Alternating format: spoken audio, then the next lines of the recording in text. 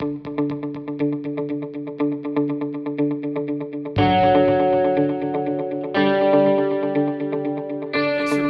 out, everybody.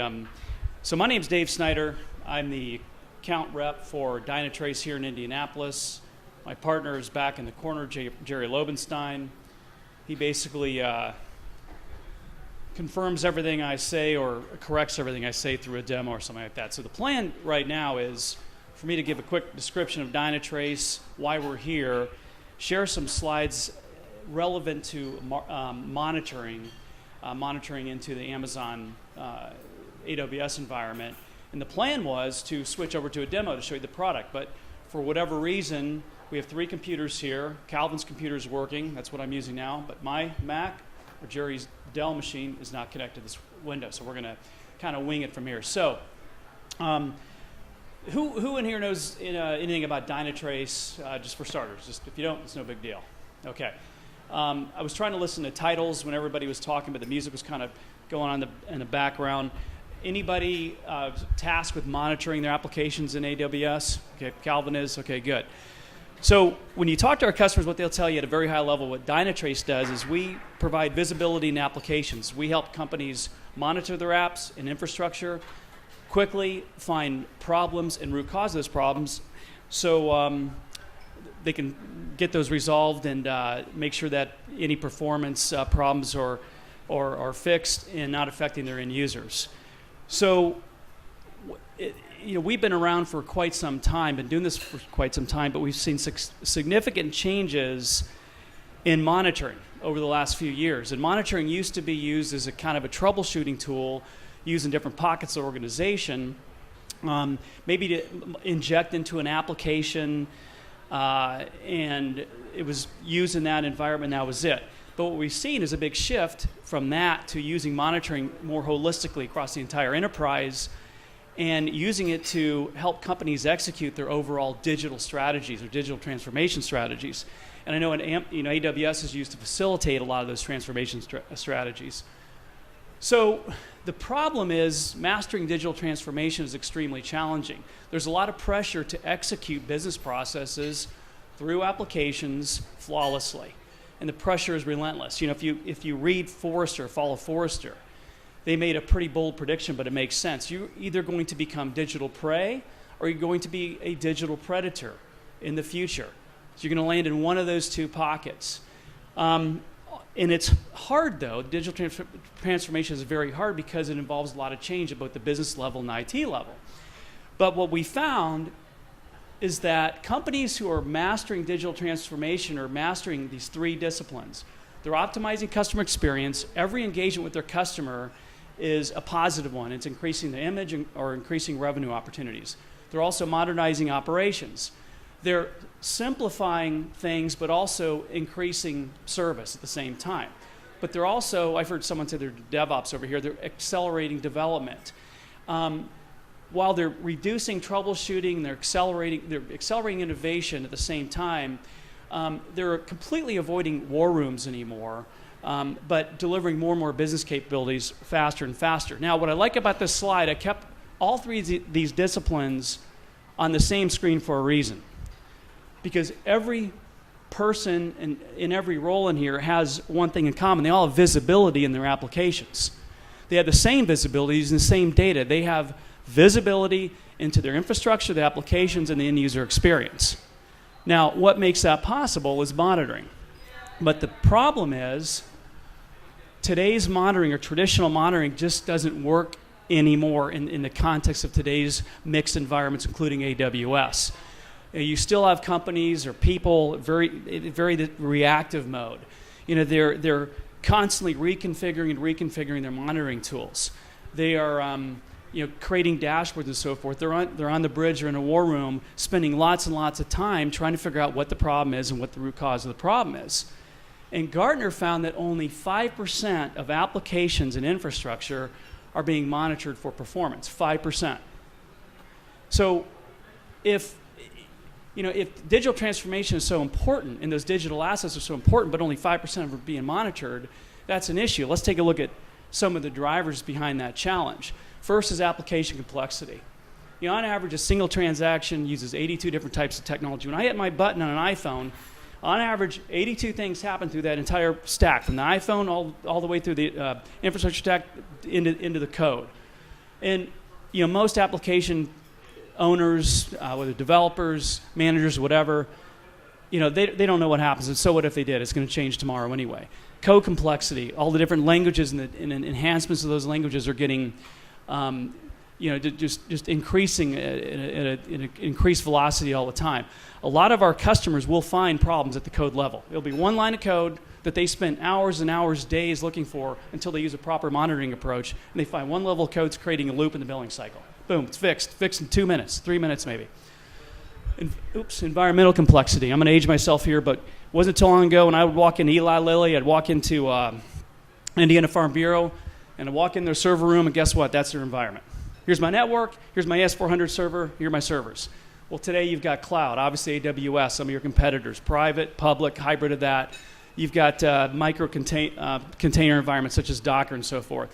Some of our customers are spinning up a Docker environment every single hour. So the question is, does your monitoring approach recognize that? And then you have external complexity. What's going on outside of your infrastructure that you can't control? Your web, your customers' web browsers, their iPhones, their Androids, third parties putting widgets on that and so forth. The weight of those pages, the amount of data have increased by 183% in the last few years. So what's happening is people in charge of monitoring and keeping those applications up kind of hitting this tipping point. In the traditional approach, and what a lot of people continue to do, in addition to investing hundreds of thousands of dollars into their solutions, they keep manually configuring stuff. They're manually injecting agents or monitoring tools into their applications, right? So the result of that is they just keep going and going and going. More and more Docker environments keep being spun up. The applications are changing, and they keep manually reconfiguring everything. And the result of that is that without that visibility into your applications and what's causing issues with your applications, you can have some major negative feedback about your applications that will impact the business. A couple of my favorites up there, you see one up there, I don't have my glasses on right now, but one of those up there says something to the effect of, we've been doing business with a certain company, but their website, excuse the French, but it sucks. We're not going to do business with them anymore. But one of my favorites is everybody in the application team says everything's fine, but it's not. It's not. So your customers are having problems, but you go to the monitoring team, well, all the lights are green, okay? So back to the Forrester definition, they will become digital prey. But the good news is, and this is where we shift gears a little bit, is that technology is getting smarter. Machines are actually learning. Think about self-driving cars, something I'll never use in my lifetime, but it's pretty cool and people are using it. Think about automatic spell check when you misspell something on Google, or you think about Siri or Alexa. Now, I stuck a full color picture bottom right there. My son goes to the University of Cincinnati. He's in product design. Before you graduate from that particular design school, you have to invent a product, apply for a patent for it, and come up with a business idea. And this one on the bottom right is a drone designed for flower farmers. That drone flies out to flowers and uses artificial intelligence to detect the amount of pollen in each flower. If it doesn't have the right amount of pollen, it injects to the proper level automatically and sends all that data back to the mothership. I thought it was a very cool product, and it works. And I bring that up because artificial intelligence is a key part behind our approach to monitoring. So why not apply that same type of intelligence to monitoring itself? Think about monitoring tools that automatically, let me back up. You drop a tool, or drop a monitoring host into your environment, and it will automatically detect all the dependencies within your infrastructure. It will detect your applications, start learning about those applications automatically. Absolutely no configuration needed at all. That's the way monitoring should be. You shouldn't have application teams spending hours and hours reconfiguring and configuring monitoring tools. And think about that as in a very self-service mode where everybody tied to that application, developers, operations, marketing, has access to that without going to the monitoring team to get that. So they spend more time innovating as opposed to monkeying around with monitoring tools. And that's exactly what our approach is at DynaTrace. And I'm not going to go into a full commercial here, but we monitor and have visibility into every single user, every single application, every single transaction, 100% of the transaction, all the time, and across the entire stack. And it's all driven by artificial intelligence. And I'm going to stop right now and focus on AI, or artificial intelligence, for a second, because it's important to separate the hype from a reality or a real application of artificial intelligence. A couple years ago, everybody in LinkedIn was a big data expert. Well, guess what? Now they're all an AI expert, right? Everybody's a self-proclaimed thought leader in AI, which is fine. There's a lot of cool stuff going on, but it's good to separate that hype from a real use of artificial intelligence. So you look at those first two boxes, and it says high fidelity, full stack data, and connected end to end. Our approach is to capture data for every single user, every application, every transaction across the entire infrastructure, from click to code across the full stack. So what that means is the moment that our monitoring approach starts, it starts capturing 100% of the transactions across the entire landscape, and you actually see a map. And if Jerry can get his demo going in this Macintosh right here, you will see a map or a smartscape of your entire infrastructure, including AWS. And all the dependencies within AWS that are affecting those applications, the database, the network, the different servers, and so forth. Now, all that data and that ability to map from end to end, that's what drives real artificial intelligence. You can't have self-learning AI without 100% of the data. If you don't have that, you're going to be taking snapshots and trying to take a statistical approach to correlating certain things that are happening in the application with some of the data that you get, or I should say data that represents some of the transactions. That doesn't work. You have to have 100% of the data. And that's a significant differentiator in AI-driven monitoring, such as DynaTrace. That leads to the auto-instrumentation of your entire environment, real-time dependency detection, self-learning AI. And the end result of that is folks using AWS can, in real time, be alerted to problems. But this is not just about a big alert storm, flying at you. Jerry likes to use this analogy: the check engine light's on. Okay, yeah, big deal. Thank you. What does that mean? So the check engine light comes on, but more importantly, you know why the check engine light is on. That's what the root cause analysis is. Now, I'm not going to name a name, but there's a company right down the street here on 86th Street. They're migrating to AWS. And this is a great use case. They're not going to use DynaTrace to monitor the performance of the application.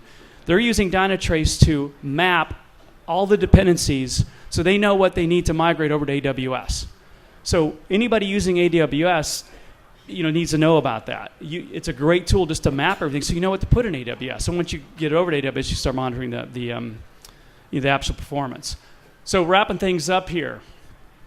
I was told not to make this a big commercial, but we are DynaTrace, and this is what we do. We have full end-to-end monitoring across the entire infrastructure. That starts with the user experience of the end users. It includes monitoring application performance, and it covers the entire stack: AWS, Docker, on-premise, even mainframe, third-party, everything. We have a technology, it's called OneAgent, and that makes the entire approach possible. And that approach is dropping an agent into your environment in auto discovery of all applications, all infrastructure dependencies, and monitoring that in real time and learning about all those dependencies and relevant applications in real time. And I heard someone say ServiceNow. That's one of my logos up here. But we have dozens and dozens of technology partners, including Slack, Splunk, ServiceNow, that our technology seamlessly integrates. In the last slide here, we've been around for quite some time. We have over 8,000 customers, 7 years in a row, leader in the Magic Quadrant. And bottom right, which is most important to this group, we are an advanced technology partner for Amazon. And what that means is Amazon customers can seamlessly use DynaTrace in their environment. They don't have to go and configure anything. They just drop the host in Amazon, and it starts working its magic in real time. So hopefully Jerry can show that. I don't know what, you're going to give the Mac a shot here? Oh, okay. So we're going to try to shift to a demo, because I can tell you all about this till I'm... What's that? It'll be canned, so I won't be able to go as many places as I'd like. It'll be enough to show what we need to go. Okay. If you want to see more, you can huddle around my laptop. Yeah, we can do that. For whatever reason, these machines won't recognize this protection. And then when I send in the email, our virtual private network, funny thing, you guys work in security, the VPN won't allow him to have into that device. Yeah, just, we have to, if anybody does want to huddle around, Jerry and I have got to be downtown at 2 o'clock, so we'll be here for a while. And what I like about our approach to demoing this technology, it's a real demo. We go into a real live setting, but hopefully we can get connection here. All right, here we go. Do you want me to stand here and hold the microphone for you? I'm kidding. Yeah. No, I won't. All right. So as previously said, thank you. How about us? Thanks, Dave. Outstanding, Dave. Dave had to be certified on that presentation, so he had to give that in front of a group of his peers, and he had to do a really good job. Otherwise, we wouldn't let him do it for you. So, just to start off, Dave said we are an AWS competency partner. We're a migration partner. If you were to go to AWS, you would find us on there. We're not just a tile on AWS for download, but we are actually a migration partner, a competency partner. We spend a lot of time. We'll find out here if we're going to spend any more time with our folks at AWS in the very near future at Ignite, but I believe we are. We spend a lot of time with those guys and their platform and helping us build out this technology. Now, I will say, AWS is the focus, but that we're kind of platform agnostic in terms of that. We do some special things in AWS, and we do some things in AWS, but, today we're talking about AWS. Tomorrow you might be migrating to OpenStack or VMware or whatever. Pick your platform. We run in all of those, and we have the same type of competency for each of those platforms. So what you're seeing here today is applicable to anybody who's running in the cloud, running in any platform, or running in their own data center for that matter. It pretty much doesn't matter. In terms of how it's deployed, there's really two options. You can deploy us as a SaaS solution, which means you're going to run a tenant in AWS. That's where your performance data is going to be stored. In terms of security, that was a conversation that took place before we got started. Bear in mind that we're a performance product. For the most part, we don't have any real data that would be deemed quote-unquote private. Maybe some URLs, maybe some method level names. Those things can be masked in the product. There is the option to gather session attributes or HT parameters. Those could contain some sensitive data. Those can also be masked in the product. So what happens is basically you identify those fields as personal and private, and they show up with a bunch of stars over top of them that are never saved. So you would never have access to them. But you can see that they were there. Now, assuming you had the correct level of access and needed access to that data-driven performance problem, you could get access to seeing that actual data, but it would be limited and specific. The only other area we really talk about in here in terms of security is the log analysis component. So DynaTrace itself is an application performance management digital performance product. We install a small lightweight agent onto each host machine or virtual image or image that you spin up. So in terms of AWS, anybody here administer the AWS environment? If you're standing up the AWS environment and you're administering it, you add us as an extra source. There's a little wget command, and when that image spins up, it runs that wget as a part of the build. So when that image is built out, our agent is automatically there. So you'll have that agent available to you, and we'll immediately begin to report in on what's the performance of that particular virtual instance, what's the performance of any application processes, what's the performance of any processes period, what's the performance of the network activity. We even look at the AWS platform itself. We'll pull in the CloudWatch metrics. So we'll pull in CloudWatch metrics to give you visibility into how the platform's performing. In terms of the data that's auto-discovered and in terms of the installation, there's really nothing for you to do. Has anybody used another performance product before? All of our competitors out there, regardless of who they are going to ask you to go find things to configure. They're going to ask you to go find containers, if it's Java, .NET, whatever language you're running, Go, it doesn't matter. Whatever you're running, they're going to ask you to go find those things and configure the agent to find them. DynaTrace does that automatically. It auto-discovers everything. It'll auto-discover the host properties, the property names, what the instance of the operating system is, the versions, the patches, the fixes that have been applied to it, the IP addresses associated to it, the host information. We immediately begin to baseline CPU, memory, network, disk. Immediately begin to understand what's normal. And there's a reason for that. You run 90, 92% CPU all the time, and that's where you like to be. Nobody wants alerts telling me I'm greater than 90%. We don't do that. Now, if you want a hard set alert to inform operations that this is always above 90%, that's great. But unless that CPU spike is a part of a performance problem related to a user action or related to a service, a web request, that's not a problem to us. To us, that's normal behavior. That's normal operation. Same thing with network. We manage latency. We manage connections. We understand connection and latency. We understand what network quality is between your hosts, between your clients and your hosts. So we can tell you what's normal, what's not normal. If you're always dropping 3% of your packets, that's normal. You start dropping 6 or 9 or 10% of your packets, is it impacting user actions on the site? Is it impacting those services? No, then we don't generate an alert. Well, what if I want an alert that says, hey, if they ever happen to double or go worse than 20% or 10% or whatever figure you pick, can I do that? Absolutely. The analytics engine is designed to understand and build itself around the host. It's going to move up to the container level. So whether you're running Java, .NET, pick your application language, we're immediately going to do the same thing with the application container. Baseline and learn what's normal. What's normal operation for the container? What's normal number of busy threads? What's normal number of worker threads? What's normal delay for threads? What's normal CPU for the container? What's normal memory consumption? What's normal GC?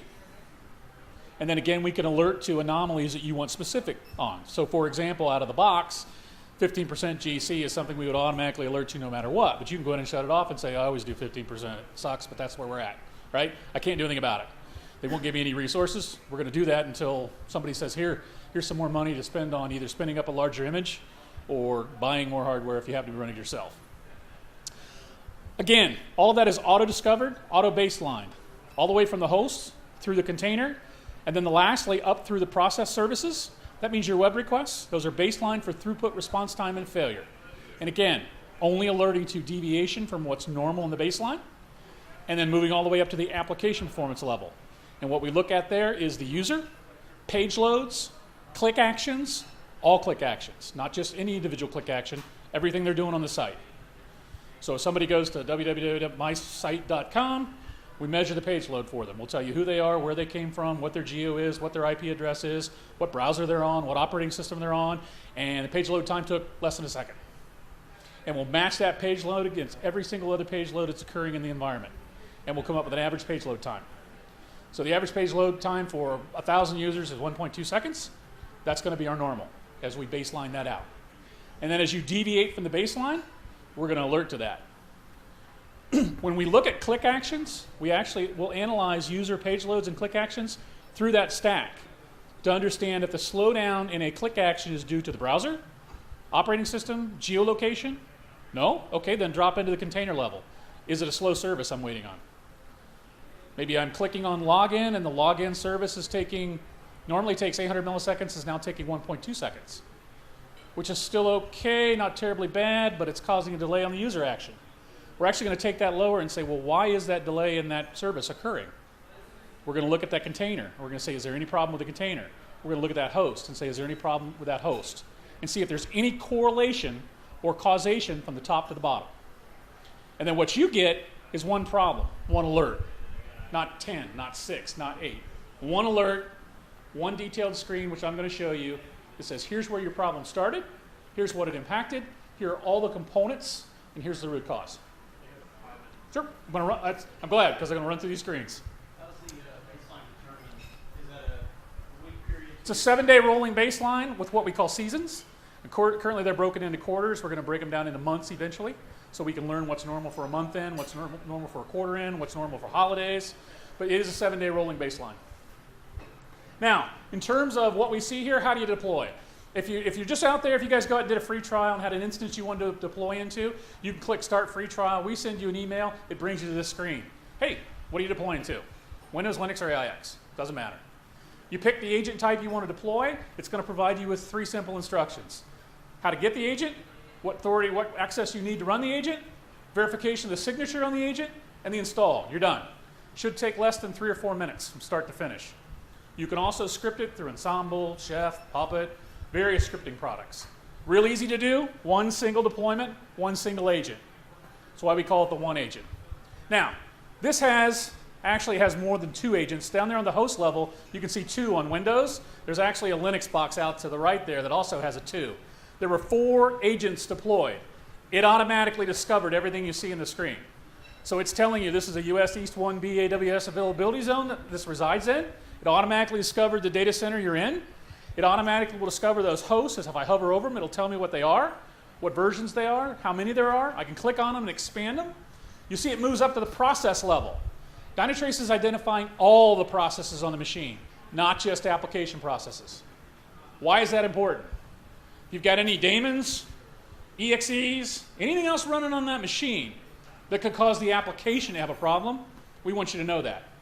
Somebody pushed security, somebody pushed backup software, somebody did something on this machine that's running another process.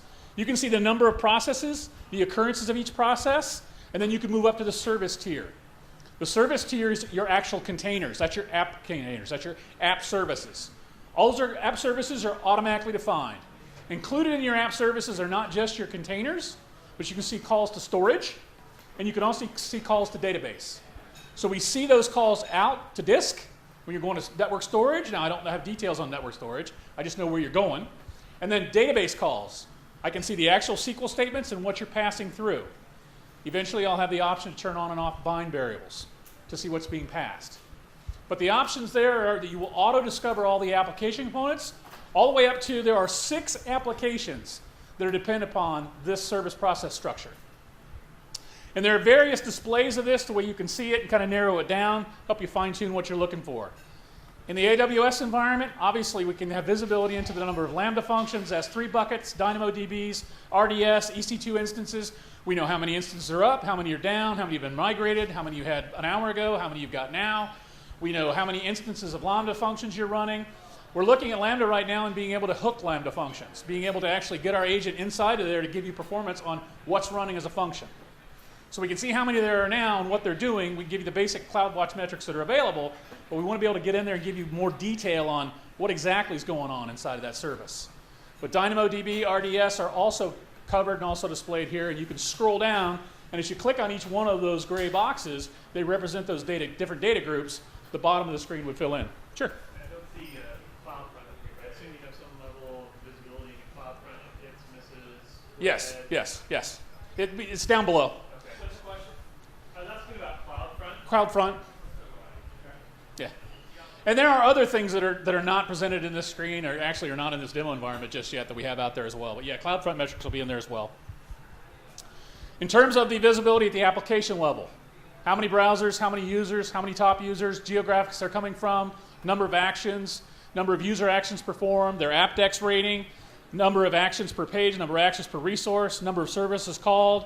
You can actually get to the individual users themselves out of the box by IP address and session ID. If you're passing user IDs through something that we can obtain, like a session attribute, an HTTP parameter, or a HTML tag, CSS selector, we can grab the user IDs and actually correlate all of their page loads and all of their user actions into what we call a session visit. You don't pick what to instrument. You don't have to worry about configuring anything. This is done automatically, injecting ourselves into the application, into the browser through a small JavaScript tag, and then giving you all the details on the application usage, who's using it, where are they using it from, what are they doing on the site, what kinds of errors are they experiencing. Each and every action is tracked. Each and every action is matched against the AppDex. The AppDex is basically 0 to 3, 3 to 9, 9 or greater in terms of time, and you can configure that. In terms of problems, they're measured against the actual problem analysis that we do. Here are all the services that were auto-discovered and the performance of those services, so I can see every single service that's passing through. I can get service level details, the applications, the number of service calls, the number of services in use, if it's calling a database. I can see the response time, failure rate, throughput, and CPU. Those 4 core metrics are part of the baseline. So all 4 of those metrics are being monitored. You can see the highest current hotspots. You can see any active problems that might be in the system. You can actually view back traces and you can view service flows.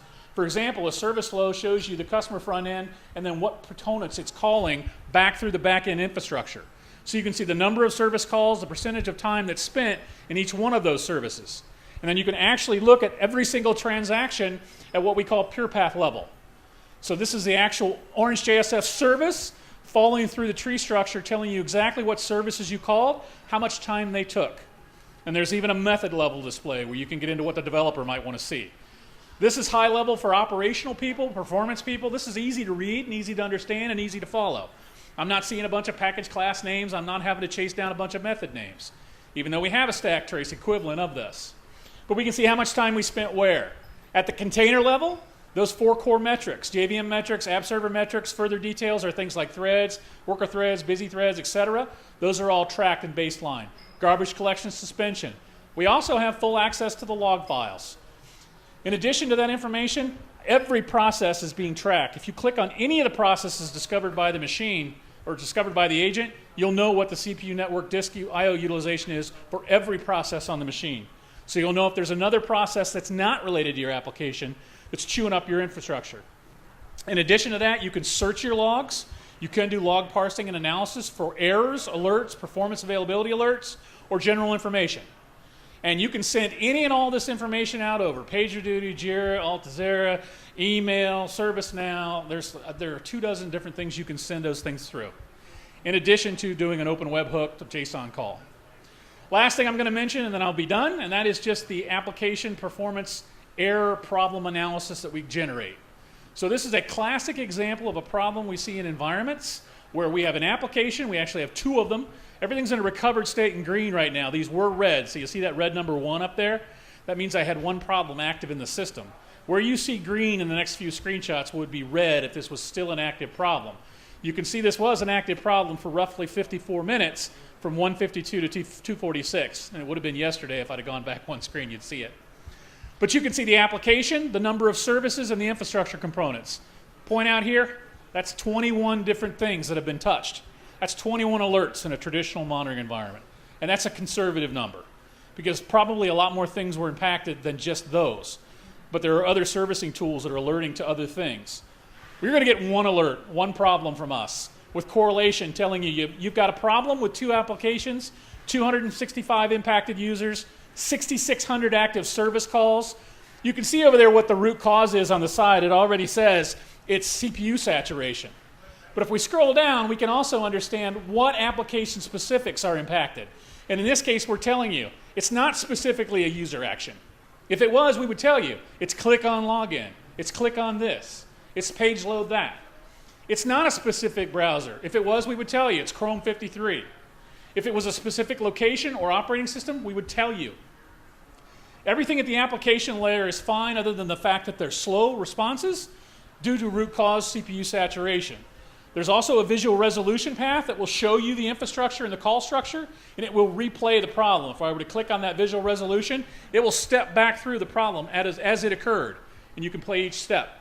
Do you actually get full stack at each layer? Yeah. I know like New Relic, you can click into the stack and actually analyze the variables as Yes. if you were in a debugger. Yep. Yeah, so the difference between, and New Relic has to have an error for New Relic to have it all. Yeah. We have them all the time regardless. We're a different agent technology. We run totally different than, say, an AppD or a New Relic or any other jar-based agent file that gets shoved into your application that consumes a portion of your application CPU or whatever to run. We don't do that. We monitor ourselves. We'll show you exactly what we're using in terms of resources, but you'll see that we are not competing with your application for container space or a memory or CPU. So if you're monitoring, say a Ruby app, that's not what I'm Sure. If that Ruby app that this is fairly typical using SSL and connection both inbound and through database, Uh-huh. how are you getting access to that? So you have to remember that I'm installed inside. So if that's going outside of where I'm at, so if that SSL connection leaves your infrastructure or leaves your application, if I don't have an agent over there, all I can see is you made a call out over SSL. That's all I'll see. If I have an agent over there, then I will say, oh, you made a call out from here over SSL, and oh, by the way, you've got an agent with an inbound service request over here. What's traveling inside of these requests is our pure path tag ID. So we're doing correlation on the back end to say there's an agent, there's an agent, there's an agent, there's an agent. All that picture drawing you see, we're doing all this correlation on the back end. So what we do is we not only look at the service request, we look at the process connection. So we actually look at the IP. We're actually looking at the network interface on every machine for the outbound traffic, and then we're also looking at the requests, the actual information you're sending out. Now, if it's truly encrypted on both sides using SSL and I'm in both locations, I may not draw the correlation. I may actually tell you, hey, you made an SSL call out to here, and then, hey, you got an inbound SSL call to here. Let me ask a question different. Sure. I got a Ruby process. Uh-huh. It's going to make that connection out to RDS. That encryption, that connection's encrypted. Yeah. How are you getting the SQL? So the SQL statement, in terms of the SSL out of Ruby, so this is how we normally get it, and this may not be applicable. So normally we would get it through JDBC or ADO.NET calls for normal application containers.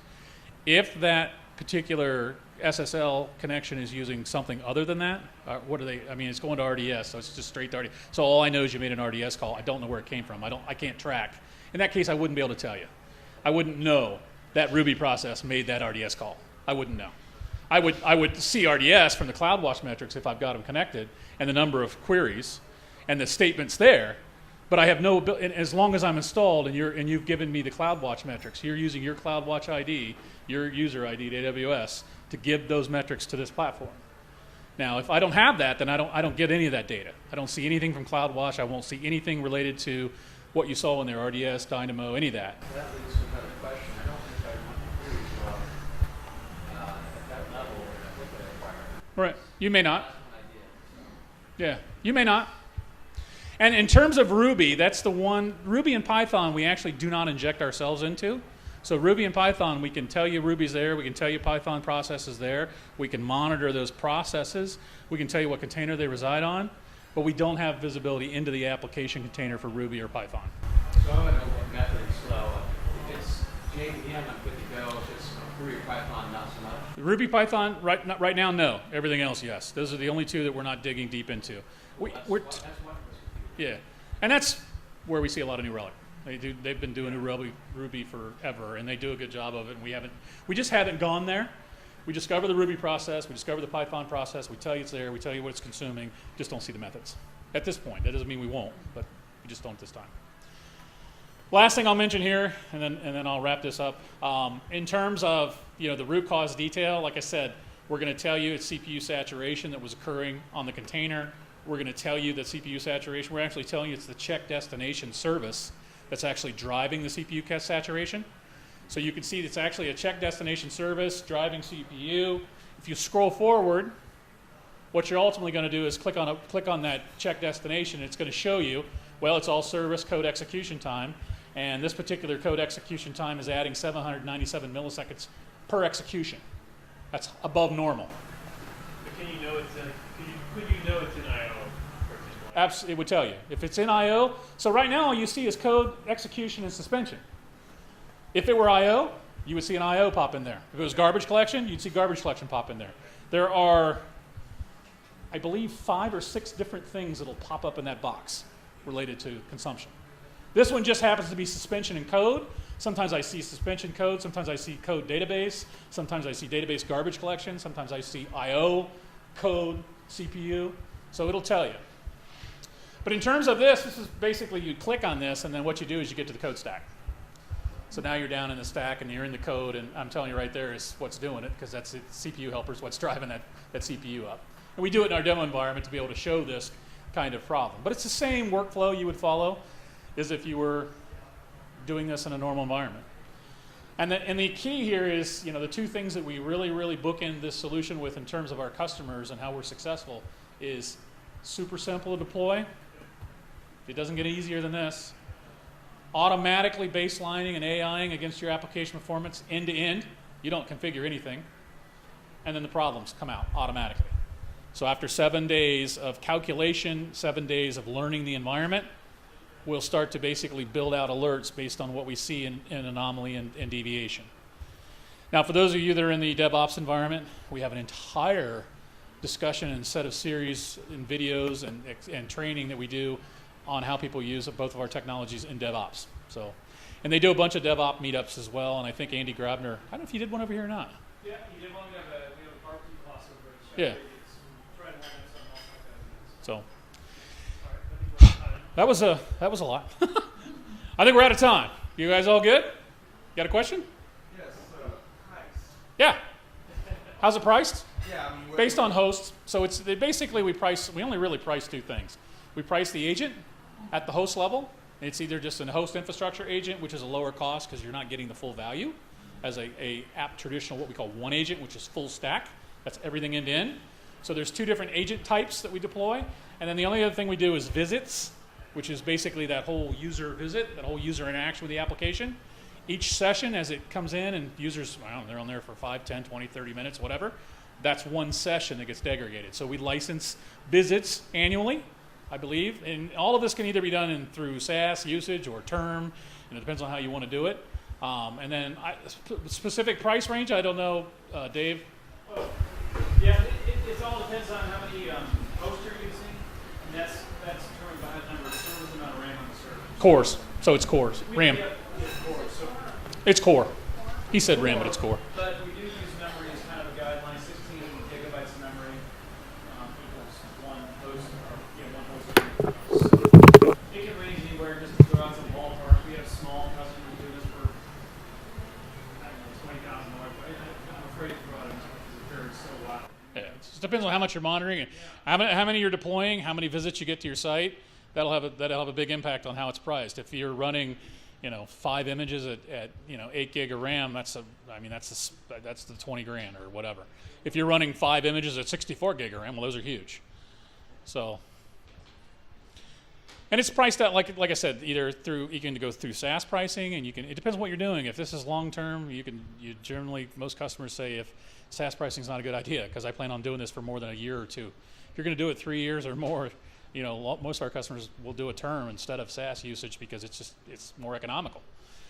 Plus, if you're committed to a 3-year term, you get a better deal from us. If you're just doing renewal subscription, then you just get a bill every month, every year, and it just keeps coming, and somebody decides every month or every year whether it's worth keeping or not. All right? Yeah. All right, let's give Dave and Jerry a round of applause. I want to thank them for coming out and sharing some of this awesome monitoring technology they're using on AWS.